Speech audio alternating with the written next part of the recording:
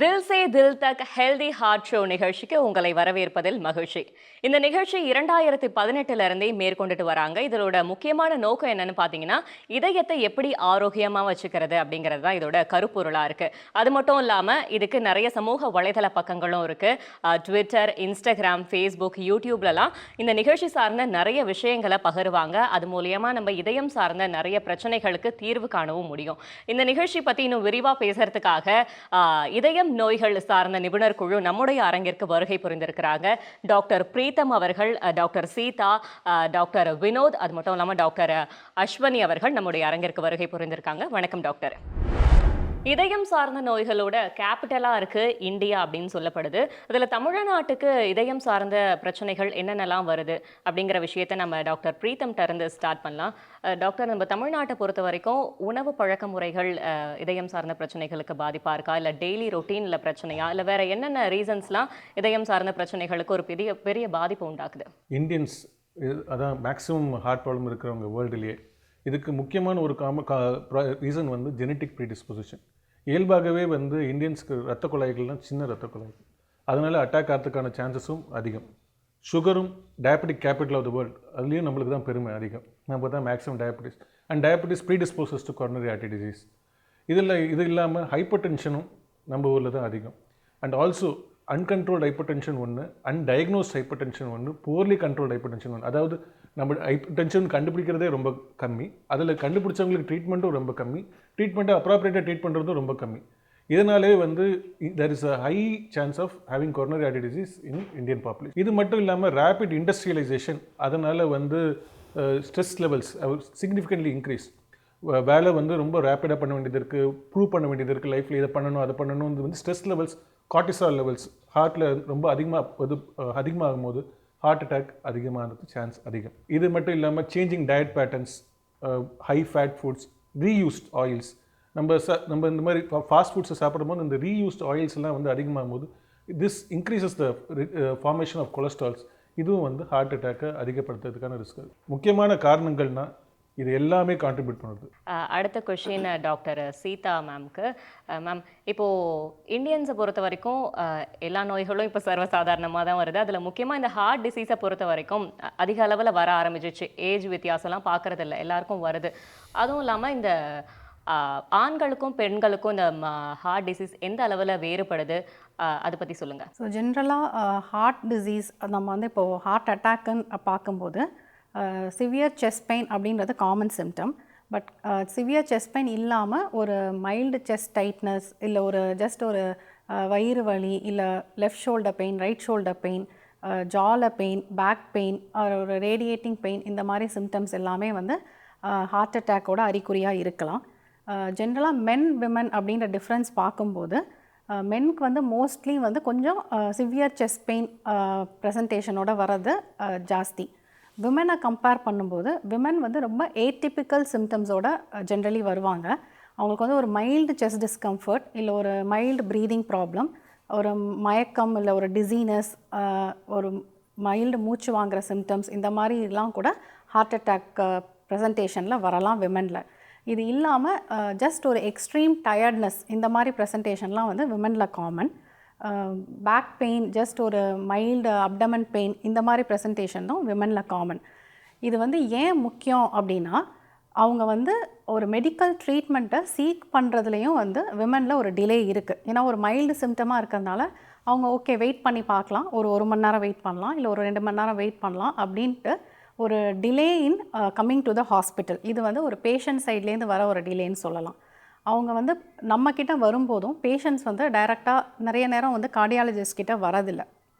அவங்க சம்டைம்ஸ் வந்து ஒரு கேஸ்ட்ரோஎன்ட்ராலஜிஸ்ட் கிட்ட கூட போகலாம். பிகாஸ் அவங்க வந்து ஒரு அப்டமன் பெயின் தான் இருக்குது, இல்லை ஒரு விக்கல் இருக்குது அப்படின்னு கூட வந்து போகலாம். அந்த மாதிரி அவங்க கேஸ்ட்ரோஎன்ட்ராலஜிஸ்ட் கிட்ட போகும்போது சம்டைம்ஸ் அது வந்து அந்த ஹார்ட் அட்டாக்கை நம்ம மிஸ் பண்ணி கொஞ்சம் டிலே இன் டயக்னோசிஸும் வரத்துக்கான வாய்ப்பும் இருக்குது.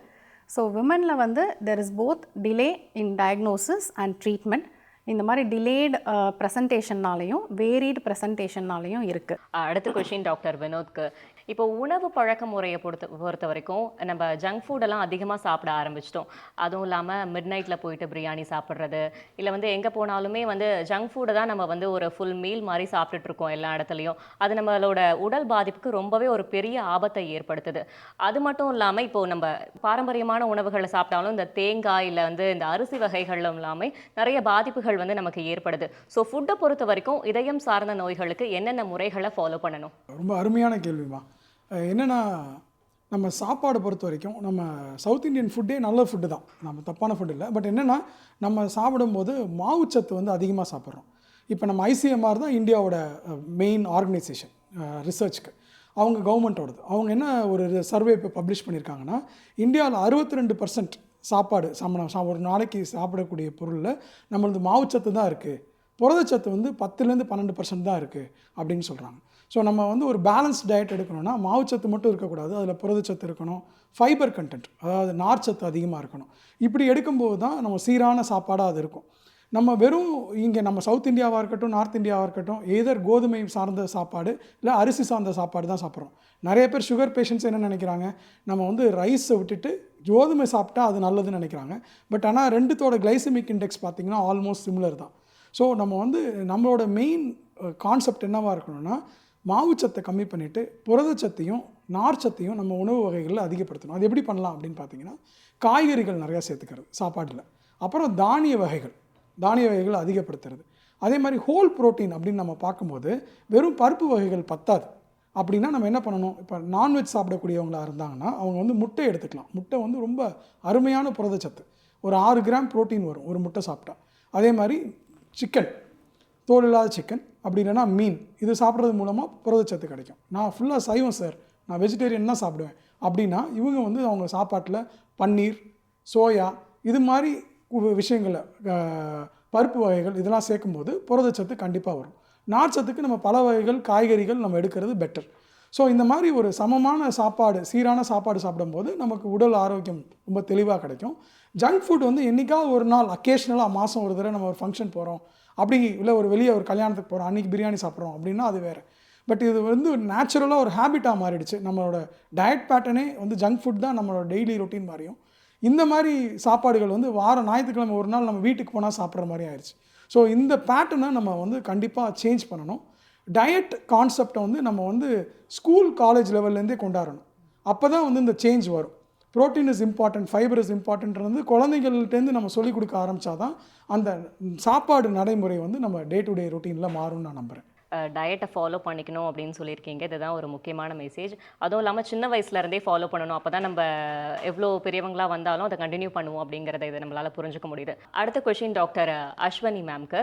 மேம், இப்போது பெண்களை பொறுத்த வரைக்கும் இனப்பெருக்கத்துக்கும் ஹார்ட் சம்மந்தமான நோய்க்கும் என்ன கனெக்ஷன் இருக்குது? அண்ட் இப்போ ஹார்ட் சம்மந்தமான விஷயங்களை எப்படி நம்ம சுலபமாக கண்டறிய முடியும்? நம்ம ஹார்ட் ஆரோக்கியமாக இருக்கா அப்படின்னு நம்ம எப்படி கண்டறிய முடியும்? டெஃபினெட்லி ரீப்ரொடக்டிவ் சிஸ்டம் அதோட ஹெல்த்துக்கு கார்டியோவாஸ்குலர் டிசீஸ்க்கு ரிலேஷன் இருக்குது மேடம்.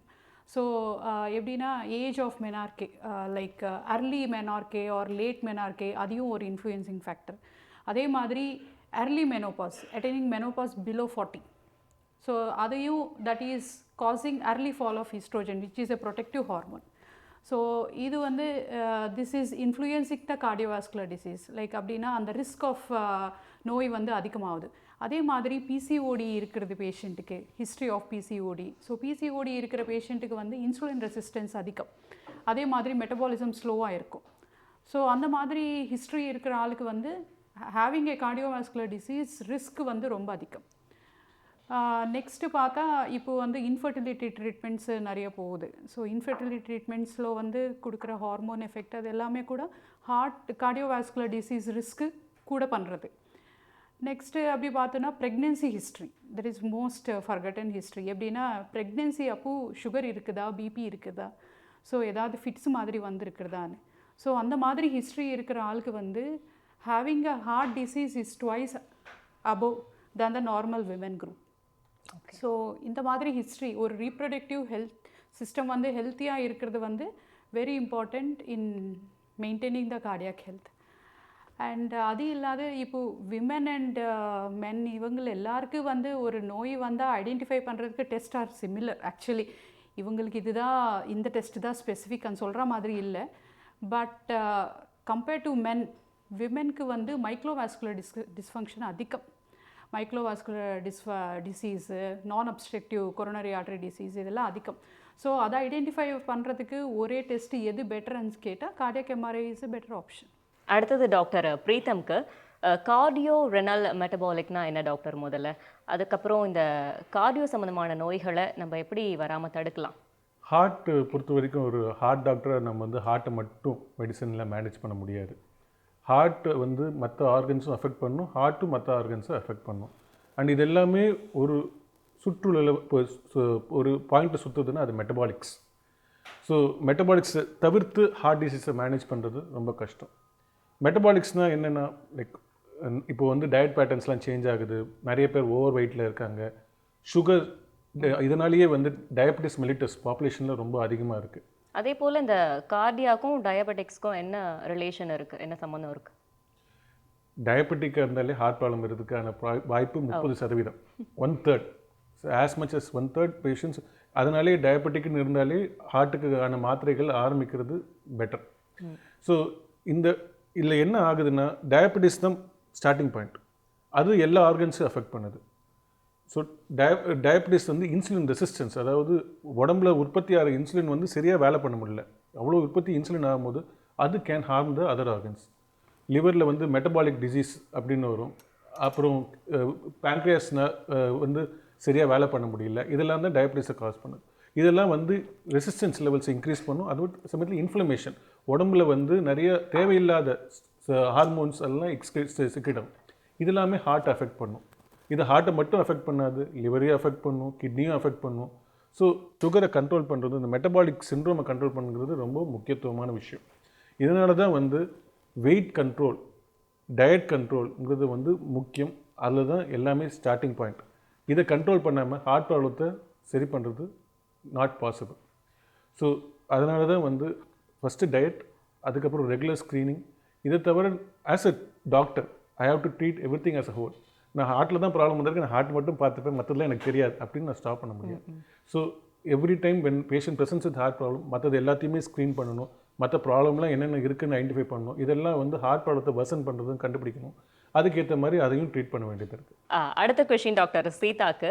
மேம், இப்போ ஹார்ட் பிரச்சனைன்னு வந்தாலே வந்து பேஷண்ட்ஸ்லாம் ரொம்ப பயந்துருவாங்க. அது மட்டும் இல்லாமல் இப்போ டாக்டர்ஸ்ட்டெல்லாம் போனால் ஆன்ஜியோ பண்ணணும், பைபாஸ் பண்ணணும், இந்த மாதிரிலாம் சொல்லும்போது அவங்களுக்கு ரொம்ப பயம் ஜாஸ்தி ஆகும். ஸோ அவங்களுக்கு நீங்கள் எப்படி உறுதி அளிப்பீங்க? அண்ட் அவங்களேருந்து அதில் இப்போ அந்த பிரச்சனை வந்துருச்சுன்னா அதுலேருந்து எப்படி மீண்டு வெளியே கொண்டு வருவீங்க? ஸோ முதல்ல இன்வெஸ்டிகேஷன்ஸ் அப்படின்னு பார்க்கும்போது ஒரு பேஷண்ட் ஹார்ட் ப்ராப்ளமான வரும்போது நம்ம என்னெல்லாம் இன்வெஸ்டிகேஷன்ஸ் பண்ணுறோம் அப்படின்னா, ஃபஸ்ட்டு இசிஜி, அதுக்கப்புறம் வந்து கார்டியாக் என்சைம்ஸ் பார்ப்போம், கார்டியாக் ட்ரோபனின்னு சொல்லுவோம். ஸோ அந்த என்சைம்ஸ் எலிவேட்டடாக இருந்ததுன்னா அந்த இசிஜி அண்ட் என்சைம் எலிவேஷன் வச்சு அந்த பேஷண்ட்டுக்கு ஹார்ட் அட்டாக் வந்திருக்கு அப்படின்றத நம்ம உறுதி செய்கிறோம். அதுக்கு அடுத்த டெஸ்ட்டுன்னு நம்ம பார்க்குறது வந்து எக்கோகார்டியோகிராம். எக்கோகார்டியோகிராம் அப்படின்றது ஹார்ட்டோட ஓவரால் ஃபங்க்ஷனிங்கை நமக்கு சொல்லுது. ஸோ அதை பேஸ் பண்ணியும் நமக்கு அந்த பேஷண்ட்டுக்கு ஒரு அட்டாக் வந்திருக்கா அப்படின்றத நம்மளால் டயக்னோஸ் பண்ண முடியும். இந்த இசிஜி, எக்கோ அண்ட் கார்டியாக் ட்ரோபனின் அது அடுத்த டெஸ்ட் அப்படின்னு நம்ம பார்க்கும்போது ட்ரெட்மில். இப்போ அட்டாக் மாதிரி இல்லை, பட் பேஷண்ட்டுக்கு செஸ்ட் பெயின் இருக்குது அப்படின்னா அப்போ அவங்களுக்கு பிளாக் இருக்கிறதுக்கான வாய்ப்பு இருக்கா அப்படின்றத நம்ம கண்டறியறதுக்கு ட்ரெட்மில் வந்து ஒரு ஈஸி ஆப்ஷன். அதில் சேஞ்சஸ் இருக்குது அப்படின்னு சொன்னால் அப்போ நம்ம அந்த பேஷண்ட்டுக்கு ஆன்ஜியோகிராம் சஜஸ்ட் பண்ணுவோம். இப்போ ரீசன்ட் அட்வான்சஸ் அப்படின்னு நம்ம கன்சிடர் பண்ணும்போது சிடி ஆன்ஜியோகிராம் அப்படின்றது நம்ம சில பேஷண்ட்ஸ்க்கு சஜஸ்ட் பண்ணலாம். அதுக்கு நமக்கு வந்து நிறைய க்ரைட்டீரியா இருக்குது. பேஷண்ட் வந்து நம்ம ஓவராலாக ஒரு லோ இன்டர்மீடியட் ரிஸ்க் அப்படின்னு இருக்கும்போது அவங்களுக்கு வந்து ஹார்ட்டில் ஏதாவது பிளாக் இருக்கா அப்படின்றத நம்ம சிடி ஆன்ஜியோகிராம் பண்ணி சொல்ல முடியும். அது இல்லாமல் CT calcium score. So CT calcium score அப்படின்றது வந்து நம்ம மெயினாக வந்து அவங்களுக்கு எந்த அளவுக்கு ப்ரிவென்டிவ் கேர் கொடுக்கறது அப்படின்றத டிசைட் பண்ணுறதுக்காக சொல்கிறது. ஸோ ஹார்ட்டில் வந்து பிளாக் இருக்கா இல்லையான்றதை வந்து சிடி கால்சியம் ஸ்கோர் சொல்லாது. அதில் வந்து கால்சியம் டெபாசிஷன் இருக்கா, ஸோ பிளாக் இருக்கிறதுக்கான வாய்ப்பு இருக்கா அப்படின்றத வந்து நம்ம சிடி கால்சியம் ஸ்கோரை பேஸ் பண்ணி நம்ம சொல்ல முடியும். ஸோ அந்த பேஷண்ட்ஸ்க்கு நம்ம எந்த அளவுக்கு இன்டென்சிவாக நம்ம ட்ரீட்மெண்ட் மெடிகேஷன்ஸை கொடுக்கலாம் அப்படின்றத நம்ம டிசைட் பண்ணலாம். பட் ஆல்ரெடி ஒரு ஹார்ட் ப்ராப்ளம் இருக்கிற பேஷண்ட்டுக்கு, இல்லை ஆல்ரெடி சர்ஜரியோ ஸ்டென்டிங்கோ பண்ண பேஷண்ட்ஸுக்கு, இல்லை டெஃபினட்டாக அட்டாக் அப்படின்னு இருக்கும்போது நம்ம அவங்கள வந்து டைரெக்டாக கன்வென்ஷனல் கொரோனரி ஆஞ்சியோகிராம் தான் பண்ண வேண்டியது இருக்கும். ஸோ கன்வென்ஷனல் கொரோனரி ஆஞ்சியோகிராம் தான் gold standard to diagnose heart blocks. So இது வந்து இன்வெஸ்டிகேஷன்ஸை பொறுத்த வரைக்கும். அடுத்தது நம்ம ட்ரீட்மெண்ட் அப்படின்னு போகும்போது ஒன்ஸ் பிளாக் இருக்குது அப்படின்னு நம்ம கன்ஃபார்ம் பண்ணிட்ட பிறகு சில பேஷண்ட்ஸ்க்கு நம்ம வந்து ஆஞ்சியோபிளாஸ்டி அப்படின்னு சொல்கிறோம், சில பேஷண்ட்ஸ் வந்து நம்ம பைபாஸ் சர்ஜரி சொல்கிறோம், சில பேஷண்ட்ஸ்க்கு வந்து மெடிக்கல் மேனேஜ்மெண்ட்டும் சொல்கிறோம். ஸோ மோஸ்ட்லி 70%க்கு கீழே தான் பிளாக் இருக்குது அப்படின்னா நம்ம வந்து பேஷண்ட்ஸ் அண்ட் எந்த இடத்துல பிளாக் இருக்குது அப்படின்றத பொறுத்து நம்ம அவங்கள மெடிக்கல் மேனேஜ்மெண்ட் சொல்கிறோம். அப்படி இல்லை 70%க்கு மேலே பிளாக் இருக்குது அண்ட் அவங்களுக்கு வந்து ஸ்டென்ட்டிங் வந்து ஆப்ஷன் இருக்குது, ஸ்டென்ட் பண்ண முடியும் அப்படின்ற கண்டிஷன் இருந்தால் நம்ம அவங்களுக்கு வந்து ஆஞ்சியோபிளாஸ்டி சஜஷன் சொல்கிறோம். ஸோ இப்போனா ரத்தக்குழாய் ஆரம்பிக்கிற இடத்துலையே பிளாக் இருக்குது, நிறைய பிளாக் இருக்குது, ஸோ ஸ்டென்ட் வந்து ஃபீஸிபிள் இல்லை அப்படின்ற பேஷண்ட்ஸ்க்கு வந்து நம்ம பைபாஸ் சர்ஜரி சொல்கிறோம்.